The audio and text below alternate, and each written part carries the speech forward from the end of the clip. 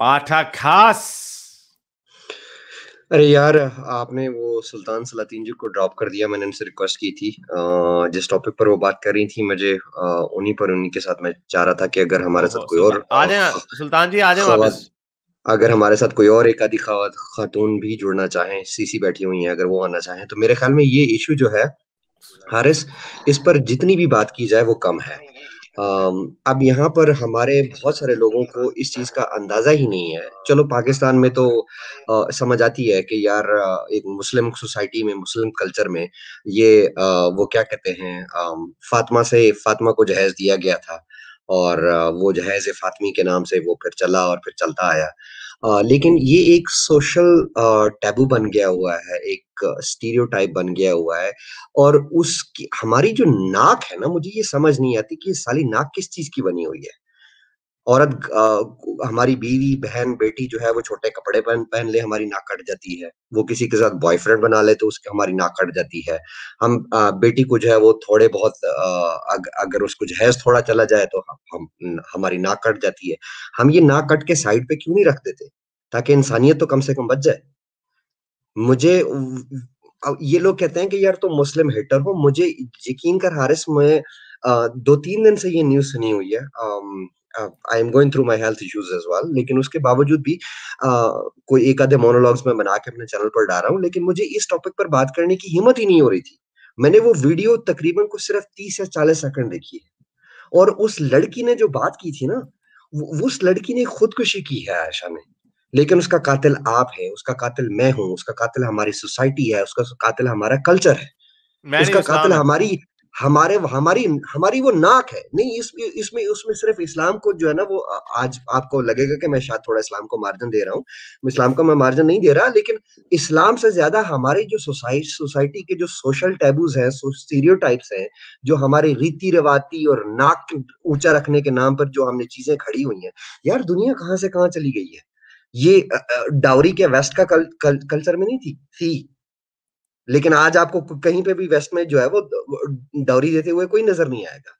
फिर हाँ, हम लेकिन कहते हैं उसकी कि उसकी यार, वजह यही है ना, उसकी वजह यही है ना, उन्होंने उन्होंने यही, मैं अभी सुल्तान सलाउद्दीन आ गई मैं इसमें कॉल में, मैं यही कह रहा था कि क्योंकि आप मॉडर्निटी को जब अडॉप्ट नहीं करते और अपने पीयर प्रेशर को, ट्रेडिशन को गले के साथ लगा के रखते हैं, तो उसका नतीजा यही निकलता है। और अगर ये सब कॉन्टिनेंट कल्चर में है, कई हिंदू ये भी कहेंगे नहीं, हमारे हिंदू भक्त में तो नहीं लिखा हुआ, किसी उसमें रामायण वगैरह में नहीं लिखा, ये मुसलमानों की वजह वजह से। हालांकि पाकिस्तान में, ये मैं बड़ी मजे की बात है, इस्लाम में इसका ऑपोजिट है। डाउरी का जो कल्चर है, वो मर्द देता है, वो लिटरली खरीदता है औरत को। मर्द देता है पैसे बाप को, लड़की के बाप को, कि अब ये लड़की मेरी हो गई।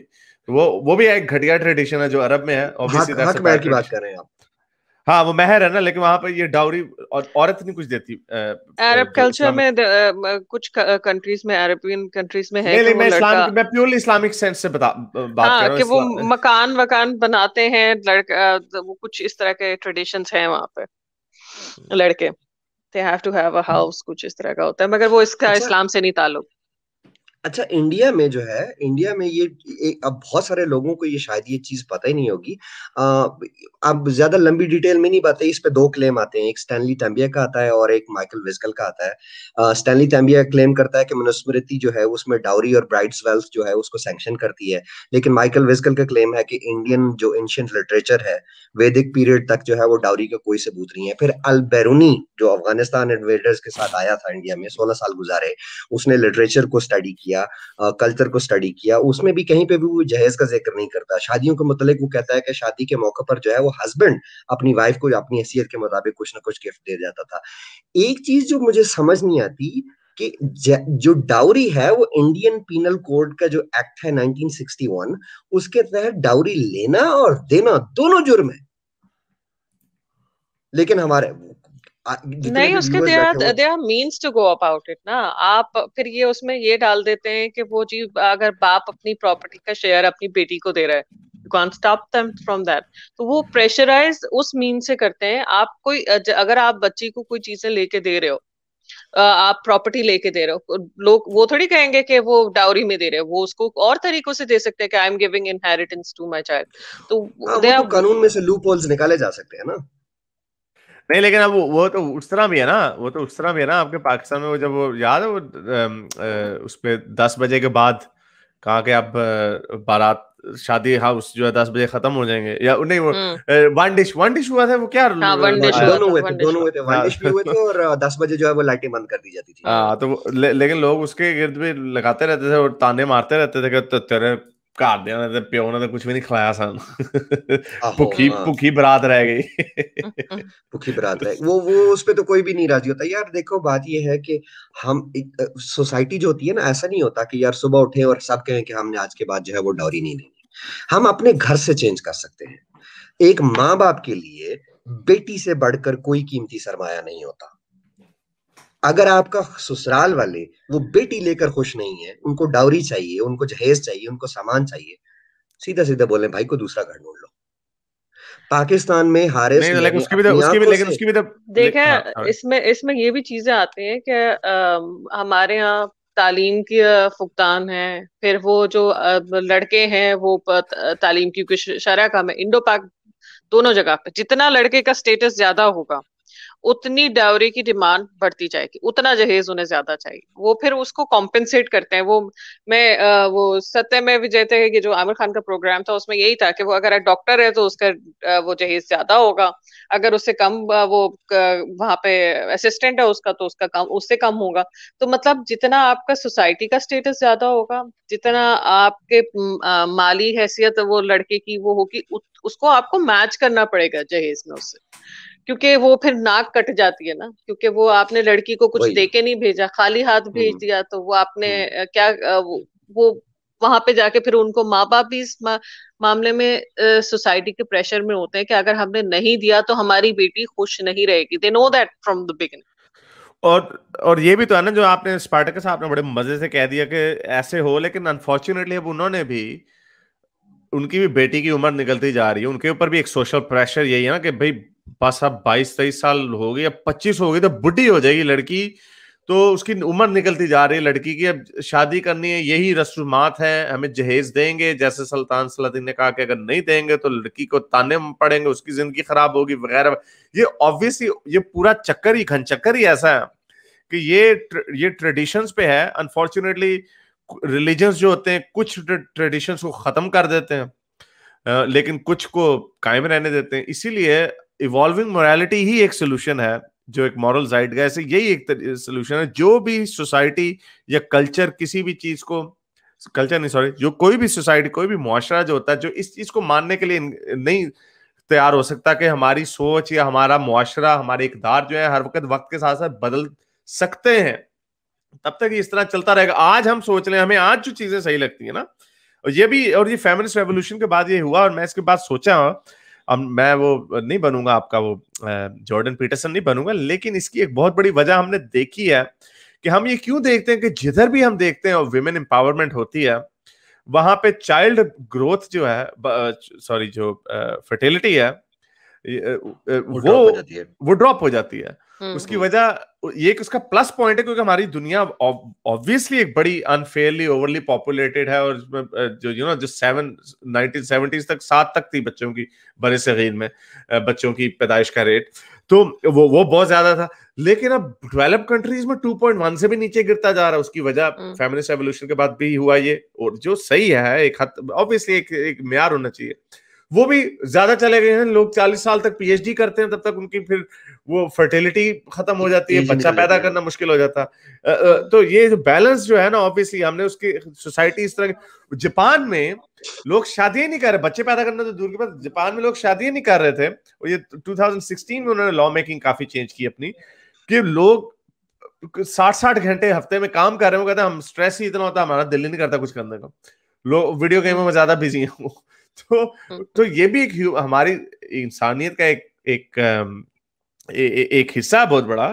और ऑब्वियसली उस पे भी ये जो शादी का चक्कर ये भी इन्होंने बनाया हुआ है। ये सारी चीजें कल्चरल हैं, और ये वक्त के साथ साथ बदलती हैं और बदलनी चाहिए, क्योंकि हमारे चैलेंजेस वक्त के साथ साथ बदलते हैं। हमारे आज से 10 साल पहले, सॉरी 50 साल पहले लोगों के पास मोबाइल फोन टैबलेट्स वगैरह नहीं थे, उनकी जिंदगी के जो शुगल मेले थे वो और थे। वो हफ्ते में एक दिन बाहर जाके दोस्तों के साथ खेल खुल लिया, या शाम को वक्त खेल खुल लिया। अब लोग वो भी नहीं निकलते क्योंकि अब उनके घरों में हाथ में entertainment. So all of these things, हमारे रवैये भी साथ साथ बदलते रहते हैं।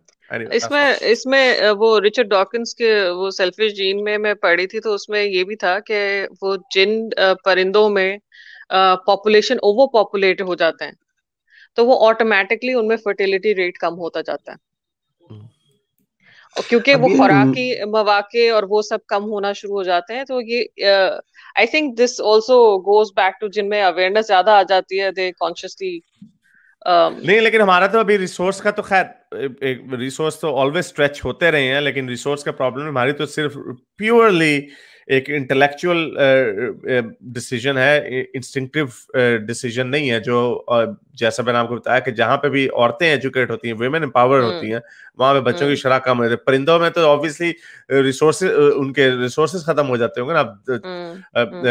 और ये मेरे ख्याल हाथियों के साथ भी अफ्रीका में था कि ग्रेजिंग स्पेसेस जो थी वो कम होती गई, तो हाथियों की पॉपुलेशन, ऑब्वियसली हैबिटेट लॉस इसी को कहते हैं, जब कम होती जाती है तो पॉपुलेशन कम होती जाती है।